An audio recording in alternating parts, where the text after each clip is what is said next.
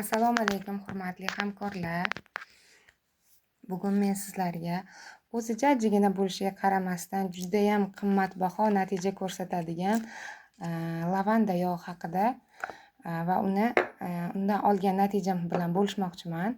Lavanda yog'i 20 ml hisoblanadi va kodi 353.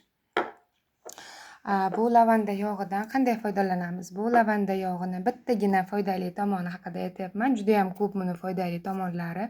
Hozir yoz vaqtida juda ham kerakli bo'lgan va juda ham yaxshi natija ko'rsatadigan tomoni bu pashshalarni haydash hisoblanadi.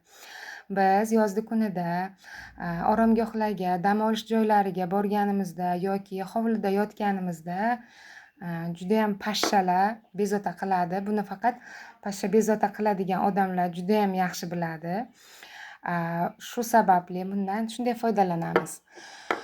Oldindan taxlab qo'yilgan mana vlajniy salfetkamiz bor, yo bo'lmasa vatniy disklaringiz bo'lsa, o'shandan foydalanishlaringiz mumkin.